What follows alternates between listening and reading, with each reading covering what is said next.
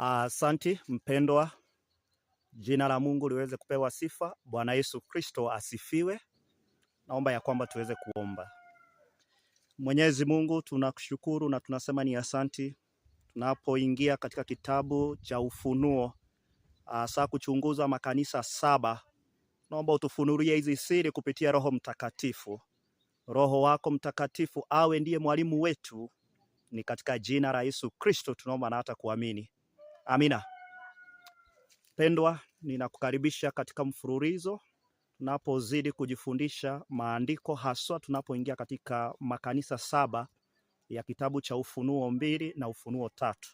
Naomba uweze kuingia pamoja nami katika kitabu cha Ufunuo 1. Topic ya leo tunazungumzia an overview of the 7 churches. Alafu siku ya hiyo nyingine tutaweza kuingia katika kitabu cha kanisa la kwanza, kanisa la Efeso. Ufunuo 1 mstari wake ni wa 9. Neno la Mungu linasema, mimi Yohana ndugu yenyu na mwenye kushiriki pamoja nanyi katika mateso na ufalme na subira ya Yesu Kristo, na alikuwa katika kisiwa kiitwacho Patimo kwa ajili ya neno la Mungu na ushuhuda wa Yesu Kristo. Yule ambaye anayezungumza kitabu hiki anaitwa Yohana. Na Yohana anasema ya kwamba ni Yohana ndugu yenyu. Swali ni kubwa, alikuwa ndugu ya nani? Nena mstari wake ni wa 4. Nasema, Yohana kwa yale makanisa 7 yaliyoko Asia, neema na iwe kwenyu na amani zitokazo kwake yeye aliyeko na yeye aliyekuwako naye atakaye kuja, zitokazo kwa roho 7 walioko mbele za kiti cha enzi. Kwa hivyo Yohana ni ndugu ya makanisa 7, anaandikia yale makanisa 7. Na hayo makanisa 7 ni magani? Naomba tuende katika kitabu chake cha Yohana 1 mstari wake ni wa 11. Anasema, mimi Yohana ndugu yenyu, ndugu ya yale makanisa 7. Makanisa hayo 7 ni magani? Ufunuo wa Yohana 1 mstari wake ni wa 11. Neno la Mungu linasema, ikisema, haya uyaonayo uyaandike katika chuo, ukayapeleke kwa hayo makanisa 7: Efeso na Simlina na Pagamo na Thiatira na Saride na Philadelphia na Laodikia. Kwa hivyo Yohana ni ndugu ya hawa makanisa 7, ndio ambao wanaowaandikia. Nasema, mimi Yohana ndugu yenyu, makanisa 7. Umeona, ni Efeso, ni Simlina, ni Pagamo, ni Thiatira, ni Saride, ni Philadelphia na Laodikia. Mama ya kwamba niweze kusoma nukuu fulani hapa katika kitabu cha Roho ya Unabii, kitabu ambacho kinachoitwa Acts of Apostles. Kurasa wake ni wa 585 na aya yake ni ya 3. Inapozungumzia haya makanisa 7 ambayo tunayoyaangalia, ni makanisa ambayo yalikuwepo pale Asia Minor. Lakini wakati ambapo tunapoyafafanua tutakuja kuelewa ya kwamba haya makanisa 7 ambayo inaosimamia ukamilifu, yanasimamia historia ya kanisa la Mungu kuanzia Yesu Kristo aweze kupaa mbinguni hadi atakaporudi mara ya pili. Acts of Apostles page 585 paragraph 3.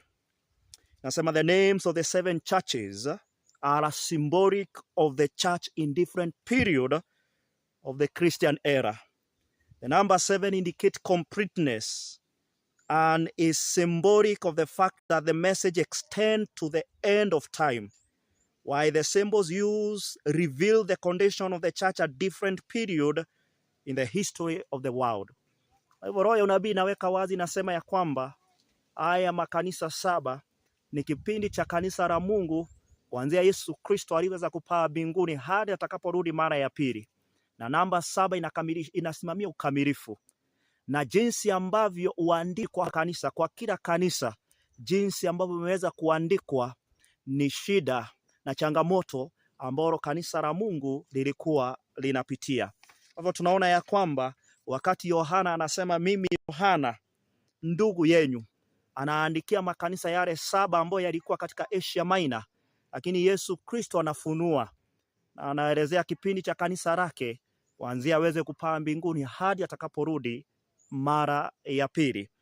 Amba tuende mstari wake ni wa 12. Yohana 1 mstari, Ufunuo wa Yohana 1 mstari wake ni wa 12. Nasema, nikageuka nione ile sauti iliyosema nami, na nilipogeuka niliona vinara vya taa 7 vya dhahabu, na katikati ya vile vinara nikaona mtu mfano wa mwanadamu amevaa vazi lililovikwa miguuni na kufunikwa mshipi wa dhahabu matitini. Yohana alipokuwa katika kisiwa cha Patimo, it was an island, na alikuwa ametupwa pale kwa sababu ya ushuhuda wa Yesu na neno la Mungu. Biblia inasema ya kwamba yule ambaye alikuja ili aweze kumpatia uandishi barua za yale makanisa 7, anasema ya kwamba ni mmoja mfano wa mwana wa Adamu, na huu si mwingine ni Yesu Kristo. Lakini natuonyesha ya kwamba Yesu Kristo alikuwa katika vile vinara vya taa 7. Tutaweza kuelewa mpendwa ya kwamba hii ni lugha ambayo imetumika ya hekalu. Tutaweza kuchunguza zaidi, tutaweza kuona ya kwamba hata mavazi ambayo Yesu Kristo alikuwa amevaa ni mavazi ambayo yalikuwa yanavaliwa na kuhani mkuu ndani ya hekalu.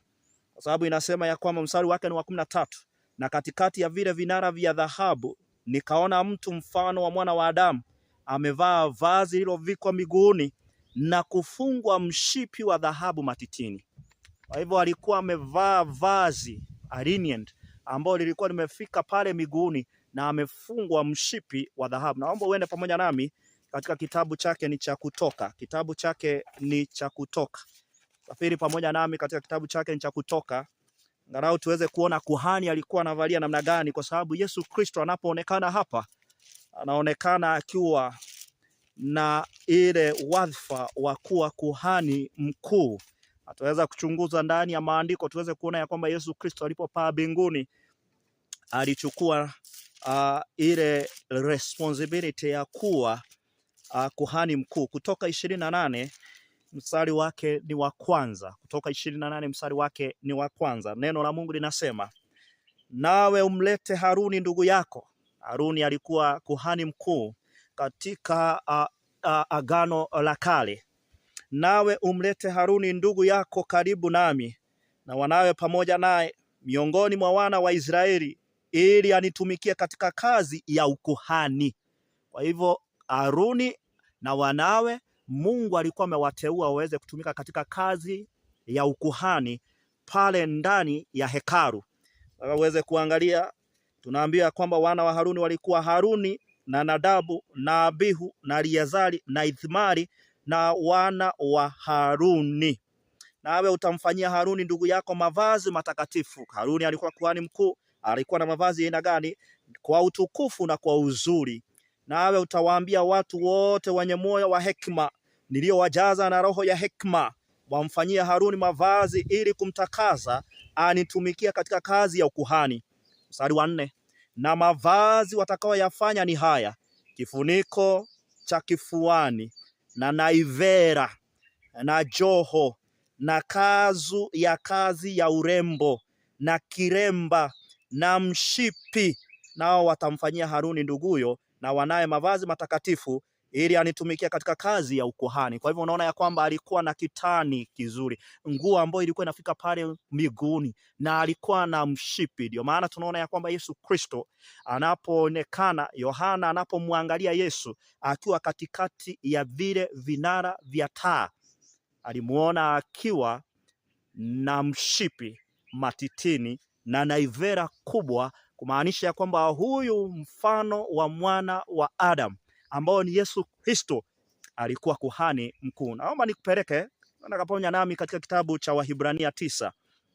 Angalau tuweze kuona hekalu jinsi ambavyo ilivyokuwa, kwa maana tumeona ya kwamba huyu kuhani yuko katika pahala ambapo kuna vinara vya taa 7. Wahibrania 9 mstari wake ni wa kwanza. Wahibrania 9 mstari wake ni wa kwanza. Inasema, basi hata agano la kwanza lilikuwa na kawaida za ibada na patakatifu pake pa kidunia.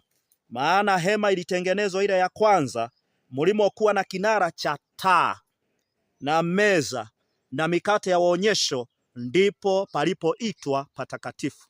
Kwa hivyo kulikuwa na hekalu, na sehemu ya kwanza ilikuwa na kinara cha taa, 7, na ilikuwa na mikate ya uonyesho, na ilikuwa na meza ya kuchoma ufumba, na neno linasema palikuwa panaitwa, hiyo sehemu ilikuwa inaitwa patakatifu. Mstari wa 3 nasema, na nyuma ya pazia ya la pili ile hema iitwao patakatifu pa patakatifu. Kwa hivyo sehemu ya kwanza ilikuwa inaitwa patakatifu, na sehemu ya pili ilikuwa inaitwa patakatifu pa patakatifu, most holy place. Kwa hivyo tuna sehemu ya kwanza inaitwa holy place, na sehemu ya pili ilikuwa inaitwa most holy place. So Musa alikuwa ameambiwa na Mungu aweze kutengeneza, ilikuwa ni mfano wa hekalu lililokuwa pale mbinguni. Twende pamoja nawe katika kitabu cha Kutoka 25, angalau tuweze kusikia Mungu akipatia Musa maelezo ya jinsi ambavyo ataweza kutengeneza hekalu. Akamwambia kwamba itakuwa na sehemu mbili, mfano wa sehemu wa hekalu ambayo itakuwa pale mbinguni. Kitabu chake ni cha Kutoka 25, mstari wake ni wa 8. Mungu anamwagiza Musa, anamwambia maneno haya.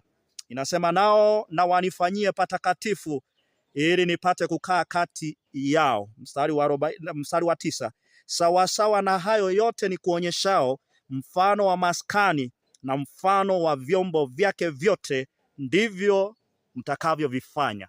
Kwa hivyo Musa anapoambiwa aweze kutengeneza patakatifu, neno la Mungu linaweka wazi ilikuwa ni mfano wa.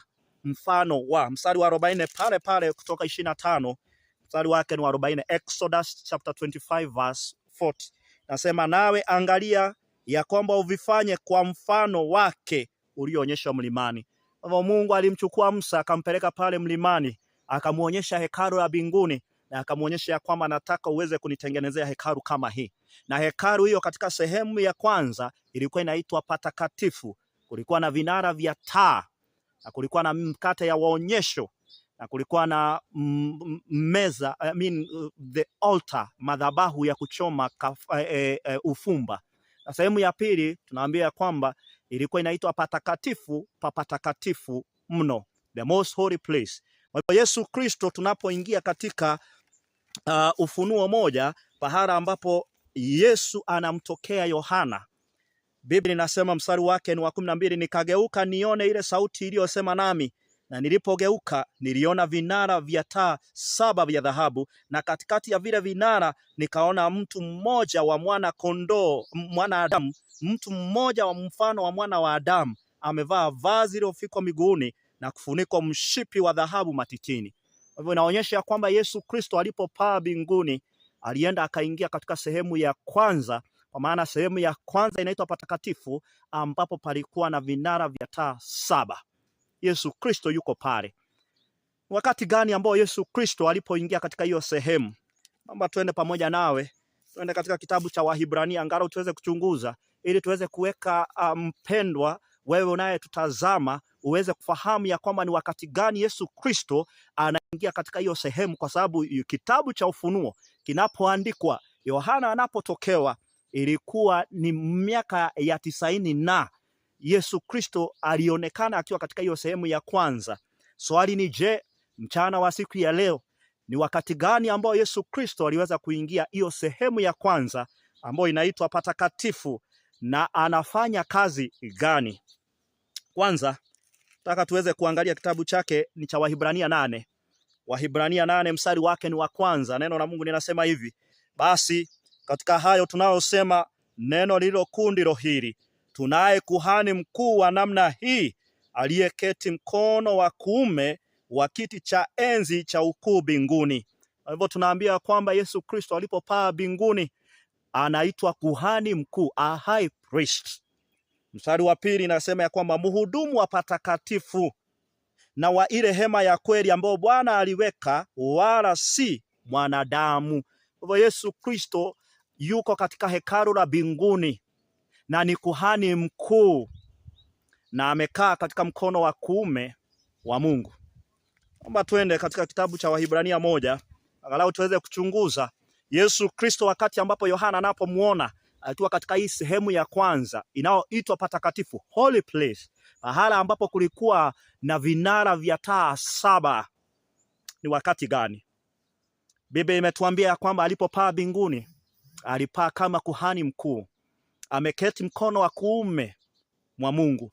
Yeye ni mhudumu wa patakatifu pa mbinguni, ile hema ya kweli ambao hakuna mwanadamu ameifanya, bali Mungu ndiye ambaye aliweza kuitengeneza. Wahibrania 1 mpendwa, mstari wake ni wa kwanza. Neno la Mungu linasema, Mungu ambaye alisema zamani na baba zetu katika manabii na kwa sehemu nyingi na kwa njia mingi, mwisho wa siku hizi amesema na sisi katika mwana aliyemweka kuwa mrithi wa yote, tena kwa yeye aliufanya ulimwengu. Kwa hivyo Biblia inatuweka wazi ya kwamba zamani, kabla Yesu Kristo hajakuja, Mungu alikuwa anazungumza na mwanadamu kupitia manabii na kwa njia nyingi. Alikuwa anatumia kulikuwa na kuhani ndani ya hekalu ambaye alikuwa na mawe mawili. Jina ya kwanza ilikuwa linaitwa Thummim na jina la pili lilikuwa linaitwa Uthim, Thummim na Urim. Na wakati ambapo wana wa Israeli walikuwa wanataka kwenda vita, walikuwa wanaenda kuuliza. Kwa hivyo ndio maana Biblia inasema zamani zile Mungu alizungumza na baba zetu kwa kupitia manabii na kwa njia mingi, lakini Biblia inatuambia mwisho wa siku hizi anazungumza nasi kupitia mwanawe ambaye amemweka kuwa chini ya urithi wa yote. Mstari wa 3 mpendwa, yeye kwa kuwa ni mng'ao wa utukufu wake na chapa ya nafsi yake, akivichukua vyote kwa amri ya uwezo wake, akiisha kufanya utakaso wa dhambi, aliketi mkono wa kuume wa ukuu huko mbinguni. Kwa hivyo tunaposoma katika kitabu cha Wahibrania 8, tumeona ya kwamba Yesu Kristo ni kuhani mkuu, na yeye ndiye ambaye anayehudumu katika hekalu iliyo bora, ambayo haijatengenezwa na mikono ya wanadamu. Yuko pale mbinguni, amekaa katika mkono wa kuume wa Mungu. Kitabu cha Wahibrania 1 inatuambia ya kwamba alikaa mkono wa kuume wa Mungu wakati gani? Neno la Mungu limesema alipokwisha kututakasa, akisha kufanya utakaso wa dhambi, aliketi mkono wa kuume wa Mungu. Kwa hivyo Yesu Kristo alipomaliza kututakasa na utakaso kwa dhambi zetu, Biblia inatuambia aliketi mkono wa kuume wa Mungu. Naomba ya kwamba haya maneno tuweze kuyaweka wazi zaidi ndani ya maandiko matakatifu, kwa sababu neno la Mungu limesema ni wakati gani ambao Yesu Kristo kulingana na mujibu wa Wahibrania alifanya utakaso wa dhambi, alafu akaketi katika mkono wa kuume wa Mungu. Nena pamoja nami katika kitabu cha Wahibrania 10. Wahibrania 10 mstari wake ni wa 12. Neno la Mungu linasema, lakini huyu alipokwisha kutoa kwa ajili ya dhambi dhabihu moja idumuo hata milele, aliketi mkono wa kuume wa Mungu. Kwa hivyo alipokwisha kujitoa, neno la Mungu linasema hivyo, alipokwisha kujitoa kwa ajili ya dhambi, dhabihu moja inayodumu milele, aliketi mkono wa kuume wa Mungu. In fact, unaporudi pale juu mstari wake wa 9 inaweka wazi, nasema ndipo aliposema, tazama nimekuja niyafanya mapenzi yako. Aondoa la kwanza ili kusudi alisimamisha la pili. Katika mapenzi hayo ni mmepata utakaso kwa kutolewa mwili wa Yesu Kristo mara moja tu. So ni wakati gani Yesu Kristo alikwisha kujitoa mwili kama dhabihu, akafa kama kafara? Alipomaliza hayo, neno la Mungu linasema aliketi mkono wa kuume wa Mungu. Na hii inaturudisha Yesu Kristo alijitoa wakati ambapo alipokuwa pale Kalvari. Alipokufa pale msalabani, alijitoa mwili wake kama dhabihu ili aweze kututakasa. Alipomaliza hiyo, Biblia inasema aliketi katika mkono wa kuume wa Mungu. In fact, neno la Mungu linaweka wazi zaidi. Nenda pamoja nami katika kitabu cha waraka wa Wahibrania 12 mstari wake ni wa kwanza. Yesu Kristo alijitoa mwili wake kama dhabihu alipokufa pale msalabani. Alipokwisha kufa pale msalabani kama kafara, alipokuwa na paa mbinguni na kuketi katika mkono wa kuume wa Mungu, Wahibrania 8 ilituambia ya kwamba yeye ni kuhani mkuu. Ndio maana Yohana katika kitabu cha Ufunuo anamuona katikati ya vile vinara vya taa 7 kwa sababu yeye ni kuhani mkuu, sehemu ya kwanza ya hekalu la mbinguni, na yeye anafanya huduma ndani ya hiyo hekalu. Wahibrania 12 mstari wake ni wa kwanza.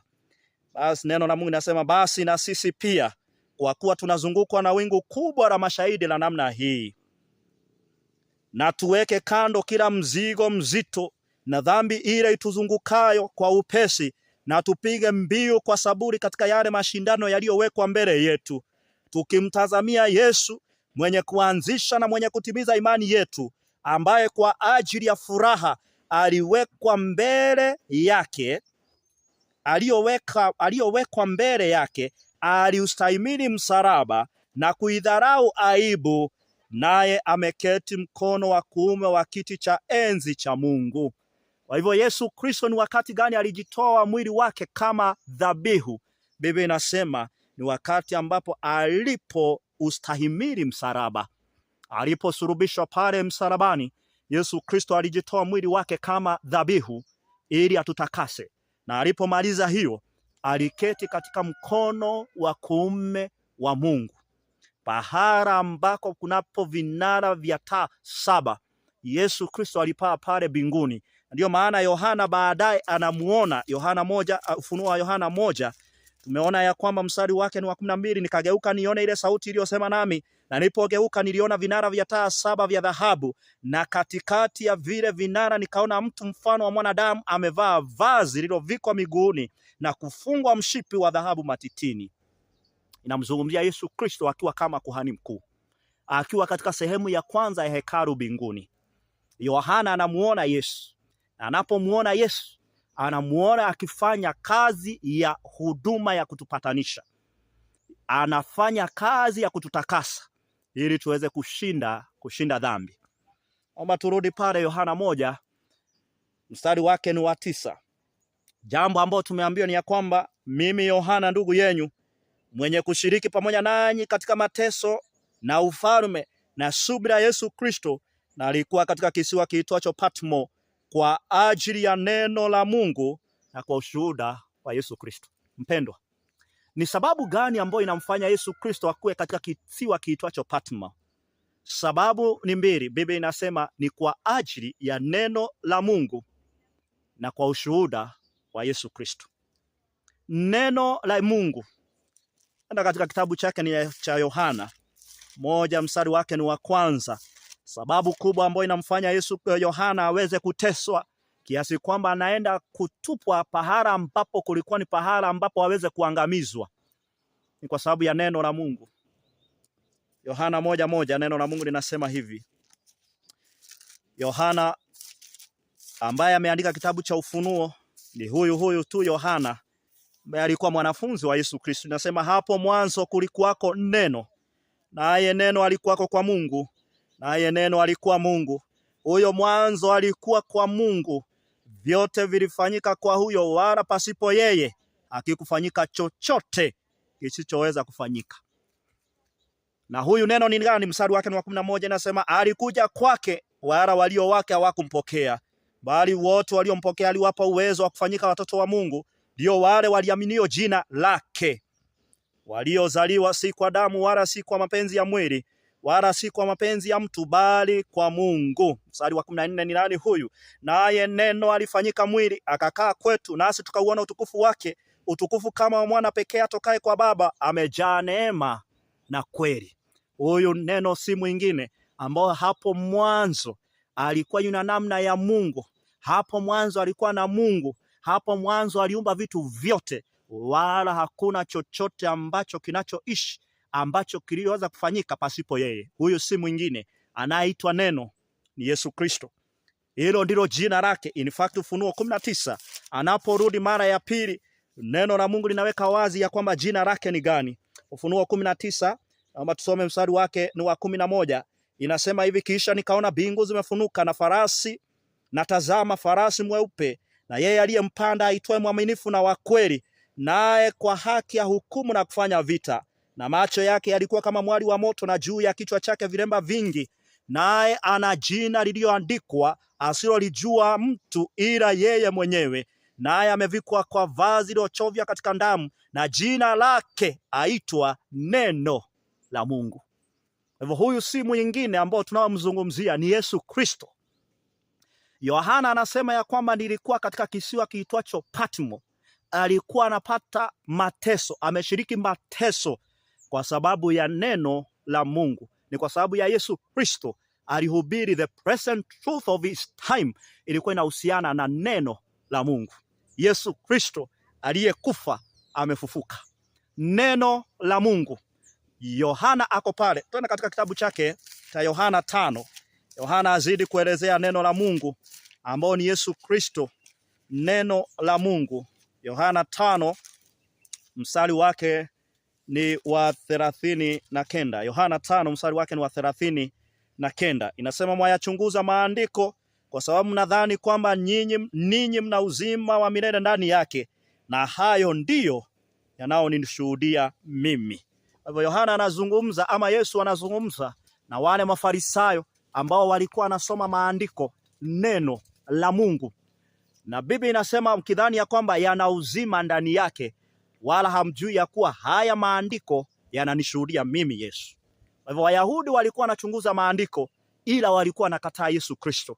Walikuwa nadhani wako na uzima ndani ya maandiko, lakini wamekataa Yesu Kristo. Yesu Kristo anasema hili neno ambao ni maandiko yanamfunua Yesu Kristo. Yohana 17, tunapozungumzia neno tunazungumzia Biblia ambayo inaomfunua Yesu Kristo. Neno ambao tunazungumzia ni Yesu Kristo, na Yesu Kristo anafunuliwa ndani ya maandiko. Yohana 17 mstari wake wa 17 inasema, uwatakase kwa ile kweli, neno lako ndilo kweli. Zaburi 119 mstari wake ni wa 115. Neno ambao tunazungumzia ni Biblia, na Biblia inamfunua Yesu Kristo.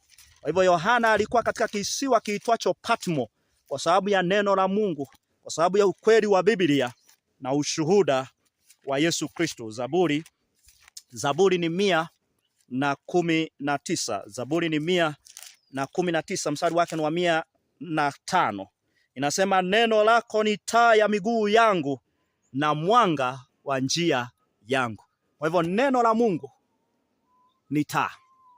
Neno hili linamfunua, linamshuhudia, linamuelezea Yesu Kristo.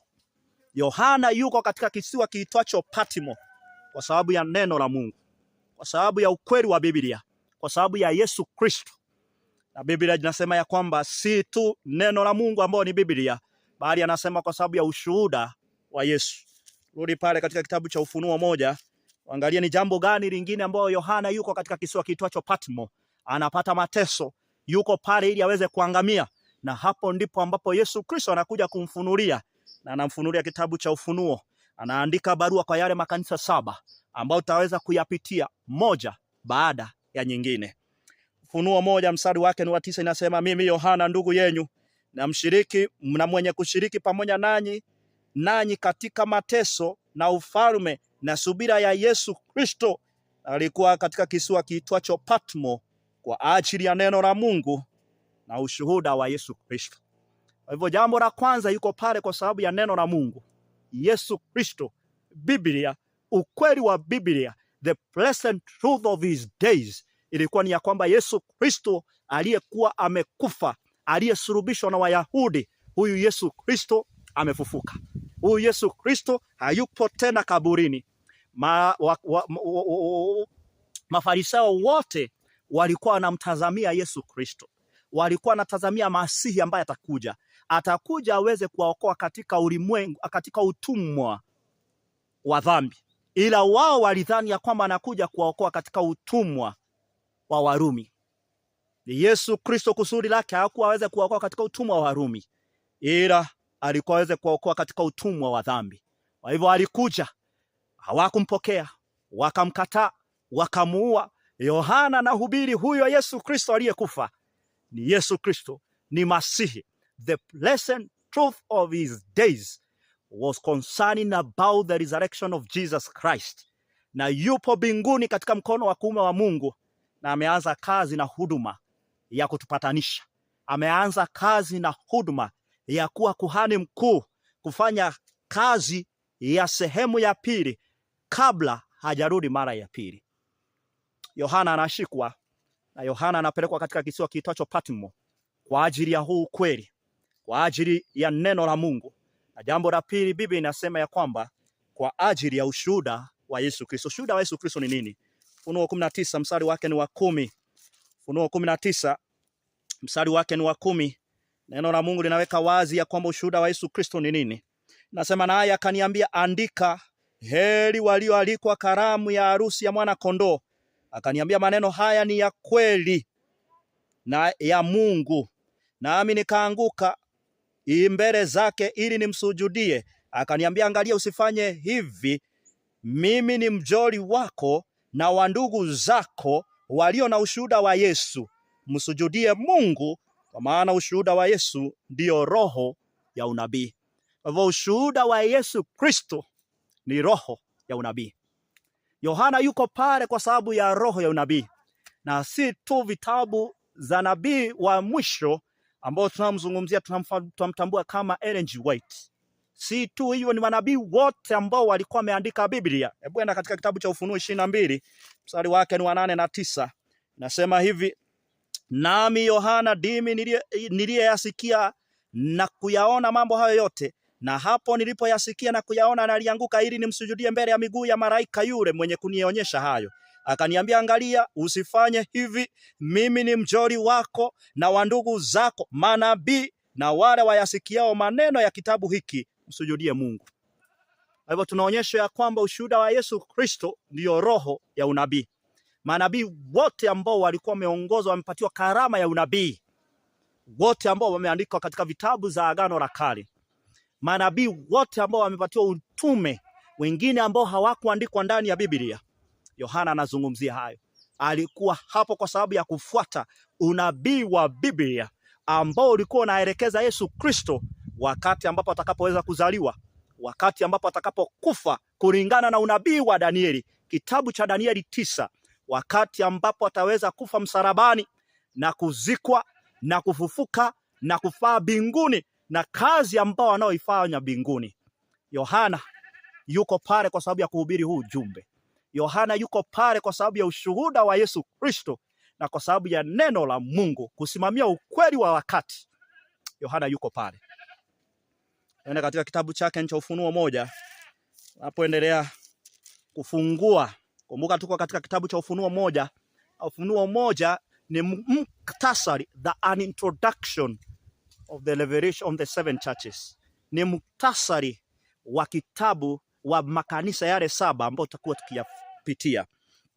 Ufunuo wa Yohana 1 mstari wake ni wa 12. Nasema hivi, nikageuka na nilipogeuka niliona vile vinara vya taa 7, na katikati ya vile vinara nikaona mtu mfano wa mwana wa Adam, amevaa vazi lililovikwa miguuni na kufunikwa mshipi wa dhahabu matitini. Kwa hivyo Yohana anamuona Yesu Kristo akiwa katikati ya vile vinara vya taa 7. Nataka uweze kufahamu kitu hapa mpendwa. Yohana anamuona Yesu akiwa katikati ya vile vinara vya taa 7. Nirudia vizuri. Yohana anamuona Yesu akiwa katikati ya vile vinara vya taa 7. Naomba tuweze kupata tafsiri hiyo. Inasema jambo fulani pale chini, mstari wake ni wa 20. Inasema siri ya zile nyota 7 ulizoziona katika mkono wangu. Hapa nirudi juu angalau tuweze kupata hiyo taswira vizuri. Mstari wa 12 inasema, nikageuka nione ile sauti iliyosema nami, na nilipogeuka niliona vinara vya taa 7 vya dhahabu, na katikati ya vile vinara nikaona mtu mfano wa mwanadamu amevaa vazi lilovikwa miguuni na kufunikwa mshipi wa dhahabu matitini. Kichwa chake na nywele zake zilikuwa nyeupe kama sufu nyeupe kama theluji, na macho yake kama mwali wa moto, na miguu yake kama shamba iliyosuguliwa sana, kana kwamba imesafishwa katika tanuru, na sauti yake kama sauti ya maji mengi. Naye alikuwa na nyota 7 katika mkono wake wa kuume, na upanga mkali mwenye makali kuwili ukitoka katika kinywa chake, na uso wake kama jua liking'aa kwa nguvu zake. Kwa hivyo Yesu Kristo mkononi mwake alikuwa na nyota 7. Yesu Kristo yuko katikati ya vile vinara vya taa 7. Tuweze kupata hiyo tafsiri, mstari wake ni wa 20. Inasema siri ya zile nyota 7 ulizoziona katika mkono wangu wa kuume, na ya vile vinara 7 vya dhahabu. Zile nyota 7 ni malaika wa yale makanisa 7, na vile vinara 7 ni makanisa 7. Kwa hivyo tunaona ya kwamba zile nyota 7 ambao tunazozungumzia ni zile siri ya zile nyota 7 ulizoziona katika mkono wangu wa kuume, na ya vile vinara 7 vya dhahabu. Zile nyota 7 ni malaika wa yale makanisa 7, na vile vinara 7 ni makanisa 7. Kwa hivyo tunaona ya kwamba Yesu Kristo akiwa katikati ya vile vinara vya taa 7 yanasimamia makanisa 7. Yesu Kristo ndiye ambaye anayeongoza kanisa lake katika kipindi 7, kipindi kikamilifu. 7 tuliona ya kwamba inasimamia ukamilifu. Yesu Kristo anaongoza kanisa lake, na tumeona ya kwamba hayo makanisa 7 tumeona ya kwamba ni Efeso, mstari wake wa 11, Efeso, Simlina, Pagamo, Thyatira, Sardis na Philadelphia na Laodikia. Na tukasoma kitabu cha Acts of Apostles page 585 paragraph 3 ya kwamba yale makanisa 7 is symbolic, yanasimamia vipindi vikamilifu vya kanisa la Mungu kuanzia Yesu Kristo alipopaa mbinguni hadi Yesu Kristo atakaporudi mara ya pili. Na jinsi ambavyo Yesu Kristo amejieleza katika yale makanisa 7 yanaonyesha tabia ambazo zinazochipuka katika yale makanisa 7. So Yesu Kristo anazungumzia ya kwamba zile vinara vya taa 7 ni makanisa 7, na zile nyota 7 ni malaika wa yale makanisa 7. Mpendo, nataka uweze kufahamu ya kwamba malaika si kila wakati ambapo wanasimamia malaika ambao wako pale mbinguni. Malaika wakati mwingine wanasimamia wajumbe. Malaika wakati mwingine wanasimamia watumishi wa Mungu. Wanasimamia the leaders of the church, the deacons of the church, the elders of the church, ambao wanaotunza kanisa la Mungu. Wagalatia 4 napoendelea kufunua na kuangalia siri jinsi ambavyo Mwenyezi Mungu anavyoiweka. Wagalatia 4 mstari wake ni wa 13. Lakini mwajua ya kuwa naliwahubiri Injili. So ni Paulo anaandikia Wagalatia, kanisa la Wagalatia. Nasema lakini mwajua ya kuwa naliwahubiri Injili mara ya kwanza kwa sababu ya udhaifu wa mwili, na jaribu nililowapata katika mwili wangu hamukulidharau wala kulikataa, bali mulinipokea kama malaika wa Mungu, kama Kristo Yesu. Hivyo Paulo anasema wakati alipokuwa anahubiri kanisa la Galatia, waliweza kumpokea kama malaika. Paulo alikuwa mwanadamu, alikuwa mtumishi wa Injili, lakini alipokuwa anaendelea kuhubiri Injili, alikuwa anasimamia ni mjumbe wa Mungu, ni kiongozi, a leader. Neno angel katika lugha la Kiyunani, a Greek language, nasimamia a messenger, angelos, a messenger. So tunaona Paul anasema ya kwamba alipokewa kama malaika, alisimamia malaika. So tunapoona makanisa zile nyota 7 ni yale makanisa ni malaika 7 wa yale makanisa 7. Nazungumzia the elders, the leaders of the churches, kuanzia kipindi cha Efeso mpaka kipindi cha Laodikia. Mungu anatuma hizi barua, na hizi barua anatuma kwa viongozi wa kanisa, kwa sababu hao ndio ambao wamewekwa kuwa walinzi wa kanisa, ili waweze kuelekeza kanisa la Mungu jinsi Mungu anavyotaka. Utaweza kuona ya kwamba tutakuwa tukizungumzia tabia kuanzia haya makanisa 7. Nataka niweze kusoma nukuu fulani hapa ambayo itaweza kutusaidia. Tumeona ya kwamba kanisa la Efeso, kanisa la Simulina, kanisa la Pagamo, kanisa la Thyatira, kanisa la Saride, kanisa la Philadelphia, na kipindi cha mwisho kanisa la Laodikia. Inasimamia vipindi vya kanisa la Mungu, vipindi 7 vya kanisa la Mungu, kuanzia Yesu Kristo aweze kurudi kupaa mbinguni hadi atakapoweza kurudi mara ya pili. Utaweza kuona jambo fulani. Nasoma kitabu kimoja kinaitwa 1888 Writings, ukurasa wake ni 779.2. 1888 Writings, ukurasa wake ni wa 779 aya ya pili. Naomba usikize haya maneno kwa sababu ni ya maana sana. Nasema hivi: On the Isles of Patmos, John saw in the holy vision the one whom he honored and loved above all others.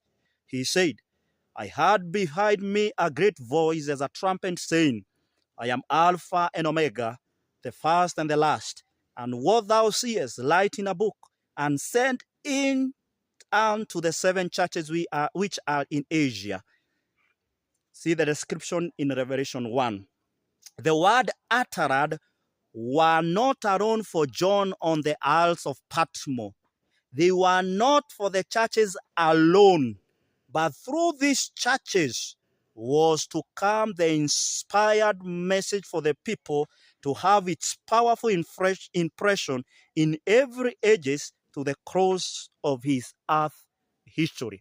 Kwa hivyo zile barua ambazo tunazoziona hazikuwa za yale makanisa peke yake katika kile kipindi cha kwanza. Kwa mfano kipindi cha kanisa cha Efeso, huo ujumbe haukuwa tu ujumbe wa Efeso. Tutakapokuwa tukiendelea utaweza kuona ya kwamba ujumbe wa Efeso it's applicable to the message of Laodicea. It's applicable, ni ujumbe ambao unaozungumzia pia kanisa la kipindi cha mwisho la Laodikia. Ujumbe wa Simulina ni ujumbe pia unaozungumzia kipindi cha mwisho cha kanisa la Laodikia. Kwa hivyo haukuwa tu, inasema ya kwamba the word uttered were not alone for John on the Isles of Patmos. Hayo maneno ambayo yaliyozungumzwa hayakuwa ya Yohana katika kisiwa cha Patimo, jambo la kwanza. Jambo la pili, inasema ya kwamba they were not for the churches alone. Haikuwa kwa makanisa ambao tunayoyazungumzia wakati huo wa Asia Minor, sehemu ya kipindi cha kwanza, the first century. Si wakati huo, but through these churches, lakini kupitia hizi kanisa, because tuliona ya kwamba they are symbolic. Kupitia hizi kanisa but through these churches was to come an inspired message for the people to have a powerful impression in every ages to the close of this earth history. Kwa hivyo kunakuja ujumbe kwa watu wa Mungu kipindi cha mwisho. Ujumbe katika kanisa la kwanza, kanisa la Efeso, is still needed to the church of Laodicea. Na tutakuja tunapoingia katika kipindi cha haya makanisa 7, tutaweza kuona ya kwamba jinsi ambavyo ujumbe wa kipindi cha kwanza, ujumbe wa kipindi cha Efeso, jinsi ambavyo bado ni muhimu sana katika kipindi cha mwisho, kipindi cha Laodikia, kipindi ambacho Yesu Kristo yuko katika sehemu ya pili ya hekalu mbinguni, anapozidi kufanya kazi ya mwisho ndani ya hekalu la Mungu. Jambo lingine nataka tuweze kuangalia ni ya kwamba Yesu Kristo alipokufa, tumeona ya kwamba alipaa mbinguni akakaa katika mkono wa kuume wa Mungu, na tumeona ya kwamba ni pahala ambapo kuna vinara vya taa 7. Na tunajua Yesu Kristo alikufa mwaka wa 31 AD. Na alipokufa mwaka wa 31 AD, akazikwa huo mwaka wa 31 AD, na baada ya siku 3 akafufuka huo mwaka, na akakaa siku 40 ukisoma Matendo ya Mitume 1, na baadaye akapaa mbinguni mwaka wa 31. Na Biblia inatuambia kwamba alipopaa mbinguni aliketi mkono wa kuume wa Mungu, pahala ambapo kuna vinara vya taa 7. Mpendwa, je, wajua ndani ya Biblia tuko na makanisa 7, tuko na mihuri 7, tuko na baragumu 7, na tuko na mapigo 7. Nataka niweze kuwapeleka jambo fulani pale ili tuweze kuangalia ya kwamba mihuri 7 na makanisa 7 ni vipindi vimoja ambao vinapelekana kwa wakati mmoja. Mihuri 7, makanisa 7 ni kipindi kinachopelekana kwa pamoja. Umeona ya kwamba Yesu Kristo anaonekana, ama inaanzia wakati ambapo Yesu Kristo, makanisa 7, kanisa la Efeso linaanzia wakati Yesu Kristo anapoonekana katika mahala ambapo kuna kinara cha taa pale mbinguni. Na Yesu Kristo aliingia pale mbinguni baada ya kufa pale msalabani. Alipomaliza kazi ya utakaso, alipaa pale mbinguni, na Yohana anamuona katika sehemu ya kwanza hekalu la mbinguni. Tunajua ya kwamba, kwa hivyo tunaona kipindi cha kanisa la Mungu, kipindi cha Efeso kinaanza mwaka wa 31. Utakuja kuelewa ya kwamba kinamalizia mwaka wa 100 AD baada ya Yesu Kristo akiwa pale. Karne ya kwanza kilikuwa ni kipindi cha kanisa la Efeso. Utakuja kuangalia pale. Kwa hivyo mwanzo wa makanisa 7 ni 31 AD. Wakati huo ndio Yesu Kristo alikufa. Wakati huo ndio Yesu Kristo alipaa mbinguni. Wakati huo ndio Yesu Kristo anaonekana katika hekalu la Mungu mbinguni, sehemu ya kwanza, pahala ambapo kuna kinara cha taa ambapo kiko katika hekalu la mbinguni, pahala ambapo kunaitwa patakatifu. Na tuingie katika mwanzo wa mihuri 7 ni wapi? Nenda pamoja nami katika kitabu chake cha Ufunuo wa Yohana. Ufunuo wa Yohana 4 mstari wake ni wa kwanza. Naomba kwamba mpendo uweze kusikiza haya maneno kwa kina sana, kwa sababu ni ya maana sana. Ufunuo wa Yohana 4 mstari wake ni wa kwanza, inasema, wapenzi, msiamini kila roho, bali zijaribuni hizo. Nilikuwa nasoma waraka wa Yohana, nimesoma Ufunuo wa Yohana. Ufunuo wa Yohana 4 mstari wake ni wa kwanza. Samahani. Ufunuo wa Yohana inasema, baada ya Yohana kuonyesha makanisa 7, sasa ako katika jozi lingine, na Biblia inasema, baada ya hayo naliona natazama mlango ukafunguka mbinguni. Kwa hivyo huko mbinguni mlango ukafunguka. Tutakuja kuulizana ni mlango gani ambao uliweza kufunguka. Ni mlango wa hekalu la mbinguni, sehemu ya kwanza, patakatifu. Kwa hivyo baada ya Yesu Kristo kumaliza kazi, Yohana anapelekwa mbinguni na anaanza kuonyeshwa kwamba kazi ya hekalu la mbinguni linaanza sehemu ya kwanza. Nasema, baada ya hayo naliona natazama mlango ukafunguka mbinguni, na sauti ile ya kwanza nilisikia kama sauti ya baragumu ikinena nami ikisema, panda huku, nami nitakuonyesha mambo ambayo hayana budi kuwako baada ya hayo. Na mara nalikuwa katika roho, natazama kiti cha enzi kimewekwa mbinguni, na mmoja ameketi juu ya kile kiti. Na yeye aliyeketi alionekana mithili ya jiwe ya yaspi na akiki, na upinde wa mvua ulizunguka kile kiti cha enzi, ukionekana mithili ya zumaridi. Na viti 24 vikizunguka kile kiti cha enzi, na juu ya vile viti naliona wazee 24 wameketi, wamevikwa mavazi meupe, na juu ya vichwa vyao walikuwa na taji ya dhahabu. Na katika kile kiti cha enzi kukatoka umeme na sauti na gurumo, na taa 7 za moto zikawaka mbele ya kile kiti cha enzi, ndizo roho 7 za Mungu. Hapo tunaona ya kwamba katika hiki kiti cha enzi anaonekana Mungu Baba, na pahala ambapo kiti cha enzi kiko ni pahala ambapo kuna zile taa 7. Kumbe hizi taa 7 ndizo ambazo zilionekana katika Ufunuo 1, pahala ambapo Yesu Kristo alionekana wakati ambapo alipaa mbinguni. Kwa hivyo tunapokuja katika Ufunuo 4, tunarudishwa mwanzo wa Ufunuo 4, ni pahala ambapo kuna vile vinara vya taa 7. Unaweza kuona ya kwamba kuna kiti cha enzi hapa, na yule ambaye alikuwa amekalia hapa si mwingine, ni Mungu Baba. Nataka nikuonyeshe kitu fulani. Nenda pamoja nami, rudi pamoja nami katika Ufunuo 3. Ufunuo 3 mstari wake ni 20.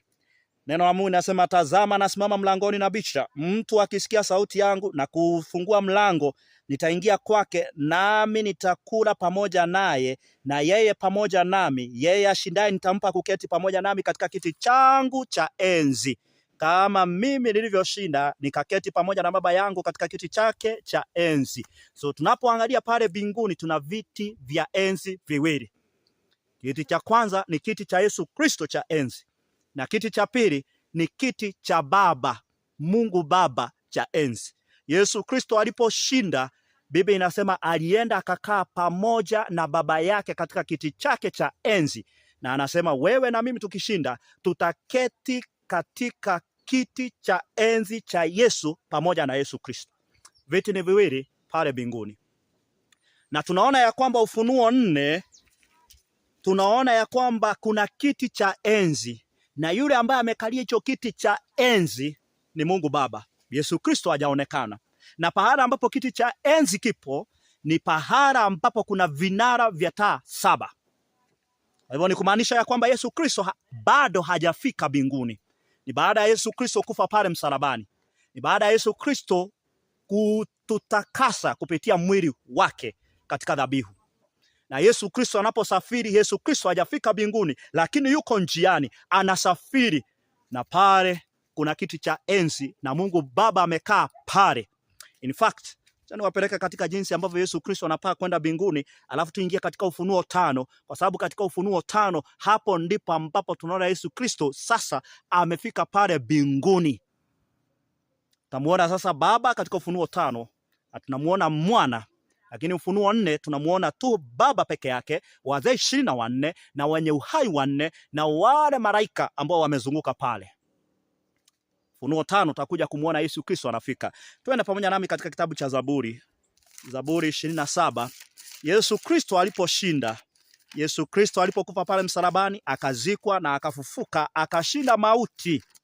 Alipokuwa anasafiri mbinguni, kulikuwa na nyimbo zilipokuwa zinaimbwa, nyimbo za ushindi. Zaburi 27. Zaburi. Naomba nifike pale mpendwa. Zaburi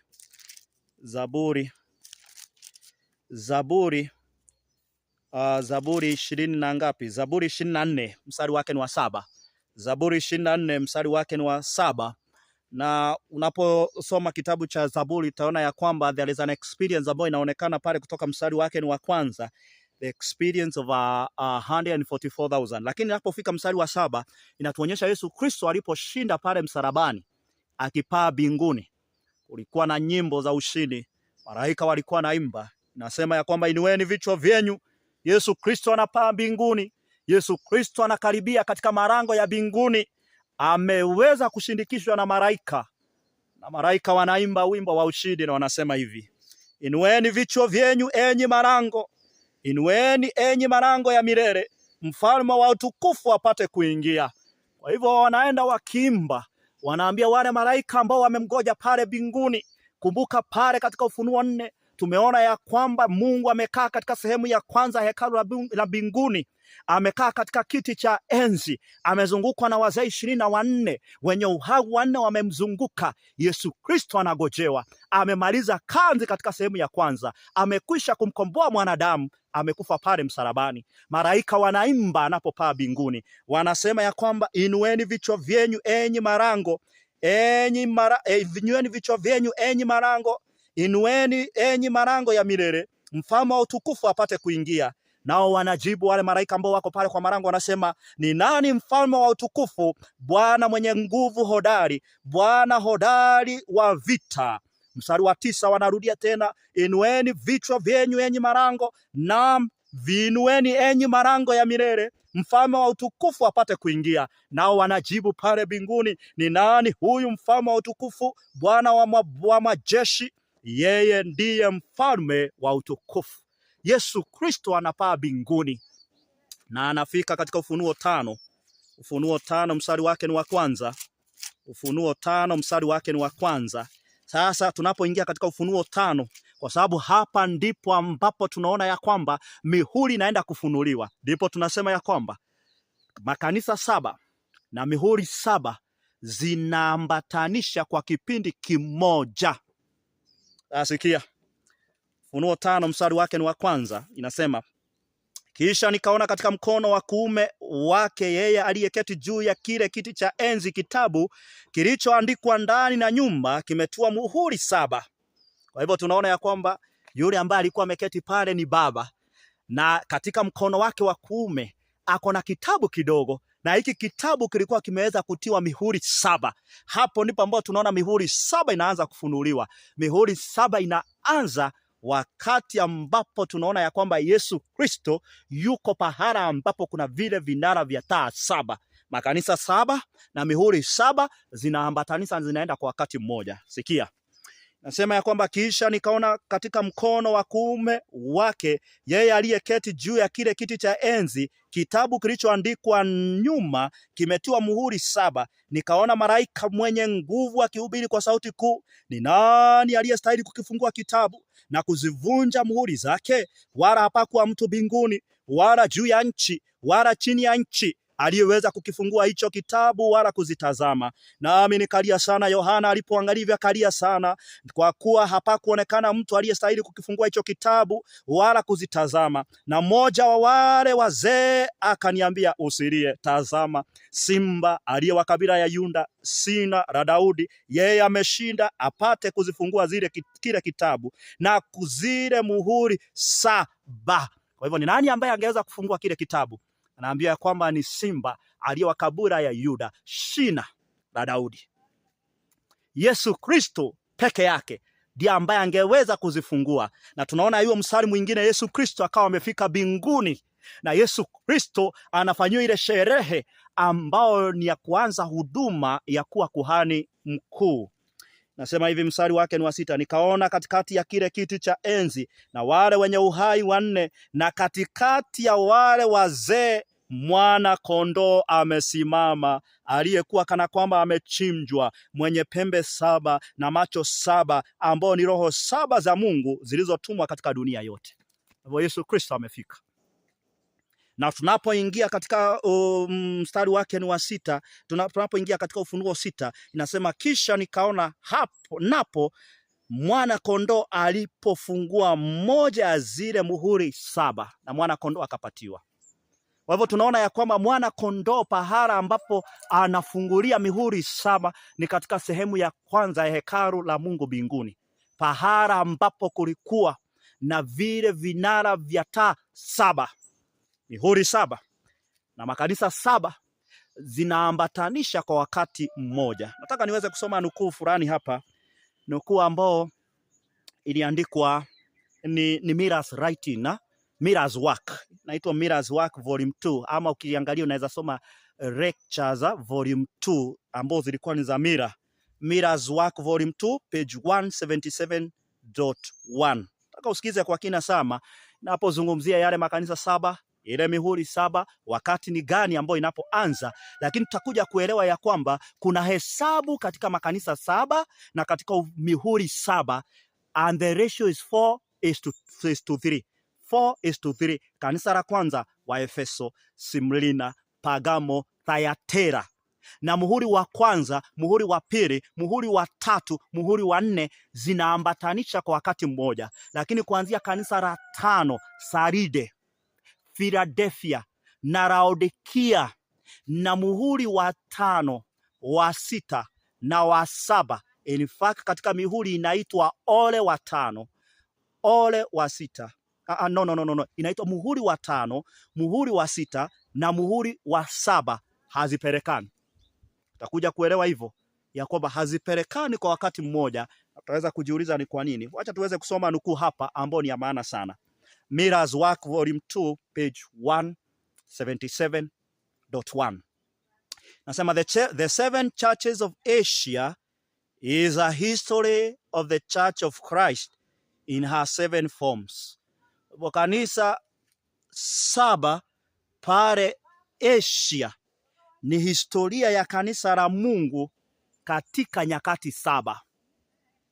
In all her winding and turning, in all her prosperity and adversity, yale mambo ambayo yalikuwa yanaendelea ndani ya kanisa, jinsi ambavyo vilikuwa linafanikiwa, wakati mwingine ambao lilikuwa linapata udhaifu, limeelezewa katika makanisa 7. From the days of apostles down to the end of the world, kutoka wakati wa mitume hadi mwisho wa dunia. The 7 seals are the history of the transaction of the powers and kings of the earth over the churches. Makanisa, mihuri 7 ni yale ambao kanisa lilikuwa linapitia huko nje. Kwa hivyo makanisa 7 ni yale ambayo yalikuwa yanafanyika ndani ya kanisa.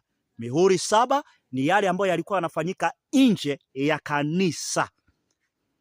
Jinsi ambavyo kanisa lilikuwa linapitia mateso kupitia wafalme, jinsi ambavyo kanisa lilivyoweza kuuawa kupitia wakuu, ni yale ambayo yalikuwa yanafanyika nje ya kanisa, yale ambayo kanisa lilikuwa linapitia huko nje.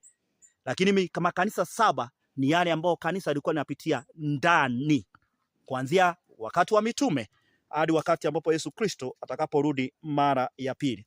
Nasikia baragumu 7.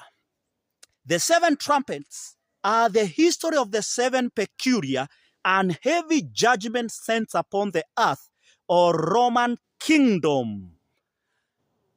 Baragumu 7 ni hukumu ambazo Mungu alizituma kwa kanisa, kwa ufalme wa Kirumi ambao ulihusika kutesa kanisa la Mungu. Tumeona mihuri 7 ni yale ambao kanisa ilikuwa linapitia huko nje. Ufalme wa Kirumi ndio ambao ulitumika kutesa kanisa la Mungu. Kwa hivyo baragumu 7 ni hukumu ambao Mungu aliweza kutuma katika huu ufalme wa Kirumi ya kishenzi kwa sababu ya kutesa kanisa la Mungu.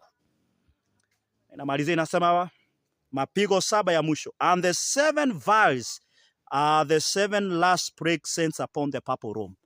Na mapigo 7 ni mapigo ambao ni hukumu ambao zinakuja kutupwa kwa ufalme wa Kirumi ya kipapa kwa kazi ambayo itaweza kufanya katika mwisho wa dunia. Mixed with these are many other events woven in like tributary stream and freezing upon the grand river of prophecy until the whole end as in the oceans of eternity. Ukiangalia alikuwa anafananisha na ule mti pale Edeni. Kulikuwa na mto mmoja ambao ulikuwa unabubujika, alafu ulikuwa unaenda unapasuka katika mito 4. Kwa hivyo ni unabii mmoja, lakini umepasuka katika sehemu tofauti tofauti mpaka uweze kutufikisha pale mwisho wa umilele. Tumeona makanisa 7, kile ambao kilikuwa kinafanyika ndani ya kanisa.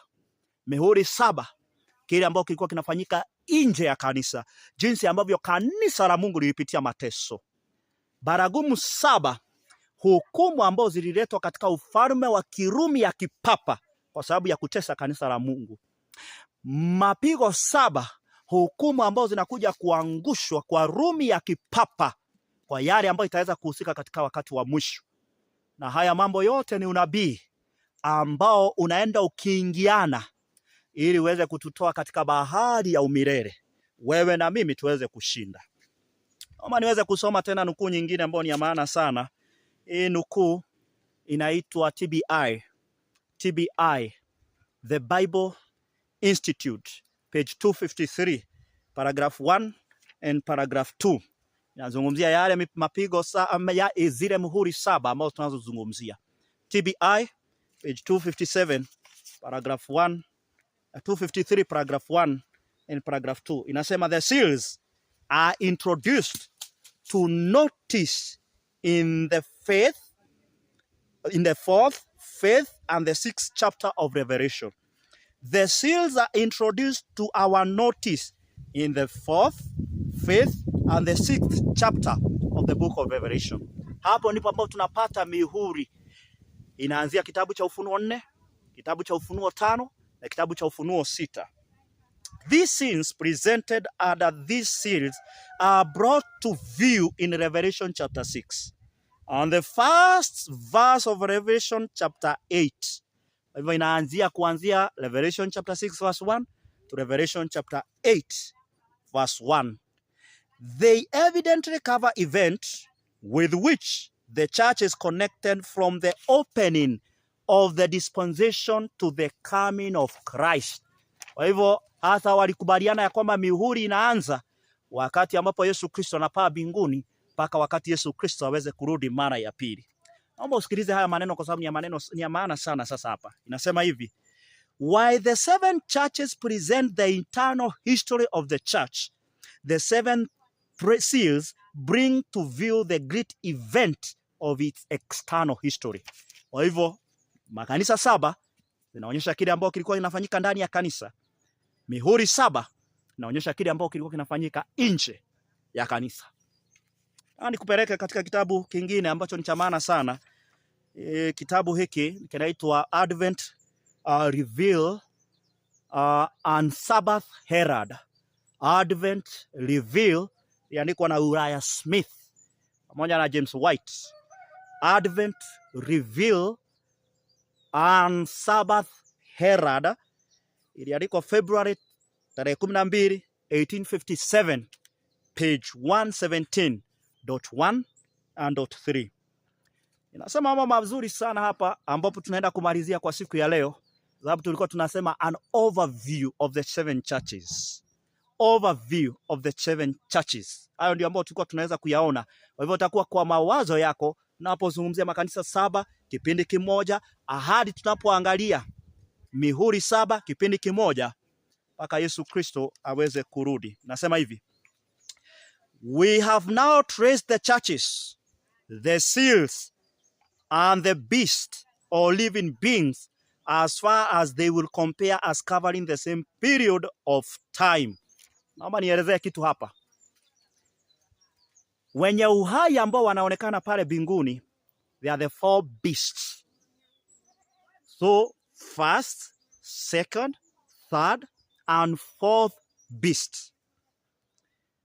Na kitu ambao watafanya hao wenye uhai 4 ndio ambao wanaelezea Yohana akuje ili aweze kuona muhuri wa kwanza ukifunguliwa. Mwenye uhai wa kwanza ndiye ambaye anatamka. Acha tuende pale alafu tuweze kusoma, angalau uweze kupata kile ambacho Uriah Smith anajaribu kuweka. Hiyo ni Ufunuo 6. Tusome Ufunuo 6. Ufunuo 6 mpendwa. Nasema Ufunuo 6 mstari wake ni wa kwanza. Kisha nikaona, na hapo mwana kondoo alipofungua mmoja wa zile muhuri 7, nikasikia mmoja wa wale wenye uhai 4 akisema kwa sauti kama kwa sauti ya gurumo, njoo. So the first beast, wakati muhuri wa kwanza unapofunguliwa na Yesu Kristo, anaita Yohana, anamwambia njoo, tazama. Na mstari wake ni wa 3. Na alipofungua muhuri wa pili, nikamsikia yule mwenye uhai wa pili akisema njoo.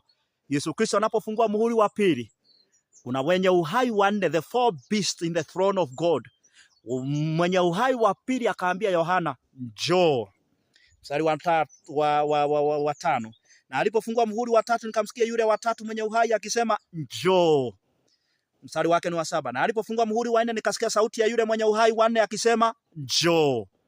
Kwa hivyo mihuri ile ambayo tunaizungumzia, mihuri 4 ilipokuwa inafunguliwa, Yohana alikuwa nasikia ya kwamba wenye uhai wa kwanza njoo, mwenye uhai wa pili njoo, mwenye uhai wa 3 njoo, mwenye uhai wa 4 njoo. Nataka usikilize sasa. We have now traced the churches, the seals and the beast or living being as far as they will compare as covering the same period of time. Kwa hivyo tunapozungumzia mnyama wa kwanza, the first beast, the second beast, the third beast and the fourth beast, inazungumzia muhuri wa kwanza, wa pili, wa 3 na wa 4. Na inasema ya kwamba hiyo mihuri 4 inaambatanisha kwa wakati mmoja wa ile kanisa la kwanza Efeso, kanisa la pili Simurina, kanisa la 3 Pagamo na kanisa la 4 Thiatira, kipindi ambacho ni kimoja. Sikia venye inasema ikiendelea ikisema, and it may be well here be noticed, the seals are 7 in number. Nirudie, the seals are 7 in number, the beast but 4. And it may be well here to notice that at the opening of the first, second, third and the fourth seals, the first, second, third and the fourth beast are heard to say, come and see. But when the 5th, the 6th and the 7th seals are open, there is no such a voice. Tunapoingia katika muhuri wa 5, muhuri wa 6 na muhuri wa 7, hakuna sauti kama hiyo ya wale wenye uhai, kwa sababu wenye uhai ni wa 4 wanaosimamia kipindi cha kanisa, kipindi cha muhuri wa kwanza, wa pili, wa 3 na wa 4. Anamalizia akisema hivi: neither do the last churches and the last seal compare as covering the same period of time as the first 4 churches and the first 4 seals do.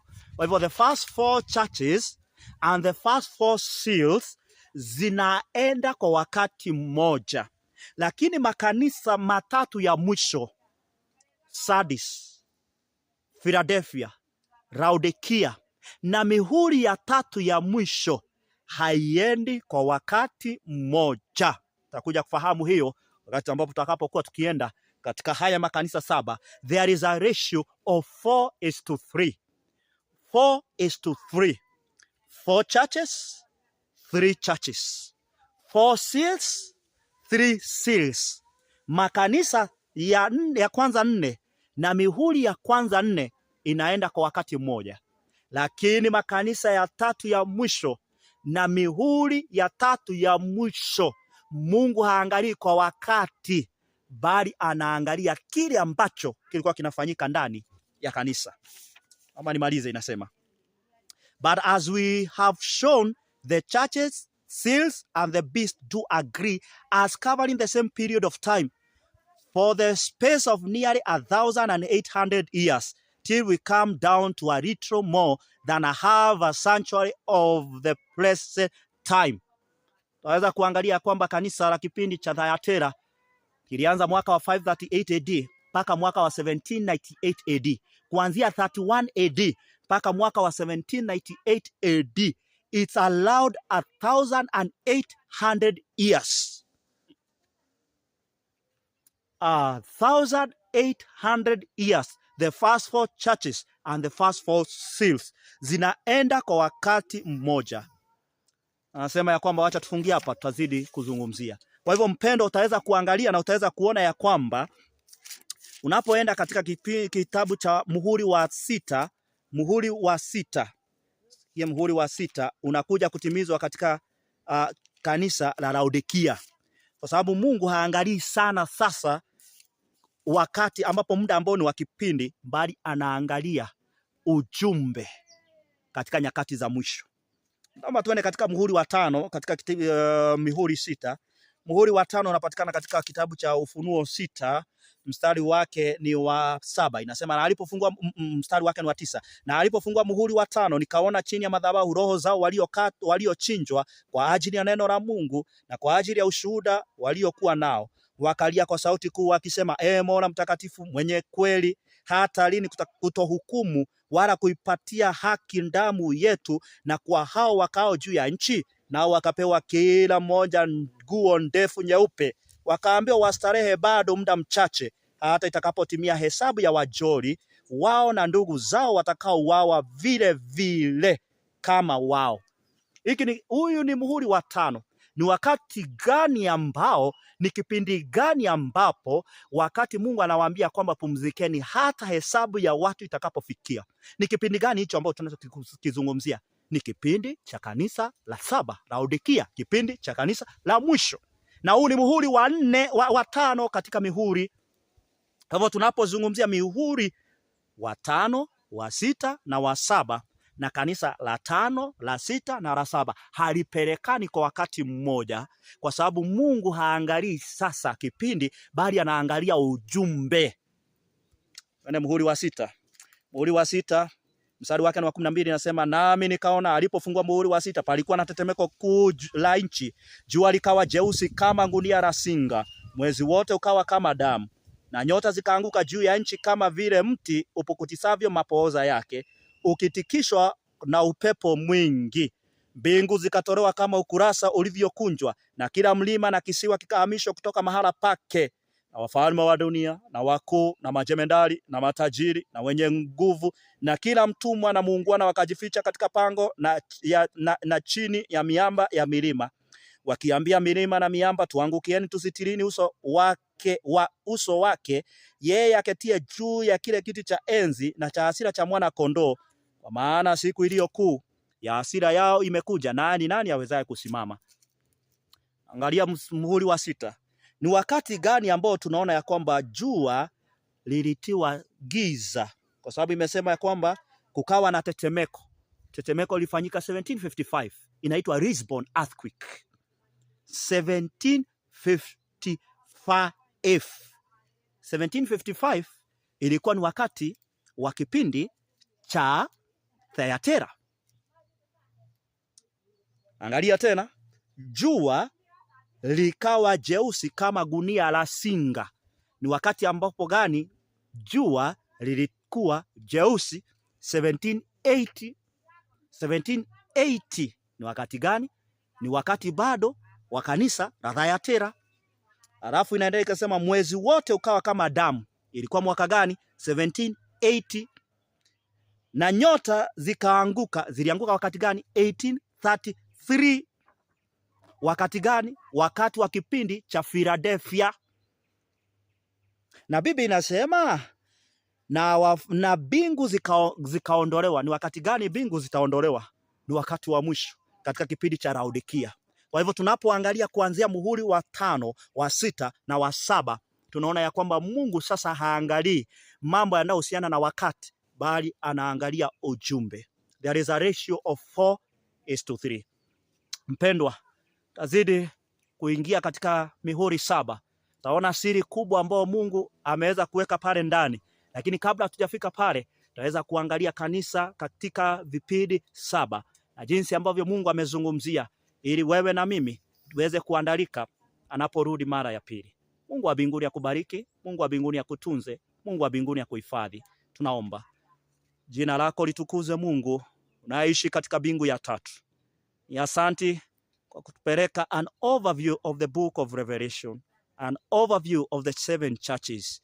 Na umetuonyesha ya kwamba makanisa ya kwanza 4 yanaambatanisha kwa wakati wa kipindi kimoja na mihuri ya kwanza 4, bali kanisa la 5, la 6 na la 7 na muhuri wa 5, wa 6 na wa 7 iendi kwa wakati mmoja. Kwa maana wewe unatazamia ujumbe utakaoweza kutuandaa katika nyakati za mwisho. Naomba ya kwamba wewe pamoja nasi uzidi kutupa nguvu na uwezo. Katika jina la Yesu Kristo naomba na hata kuamini. Amina. Mungu wa mbinguni akubariki sana. Asante.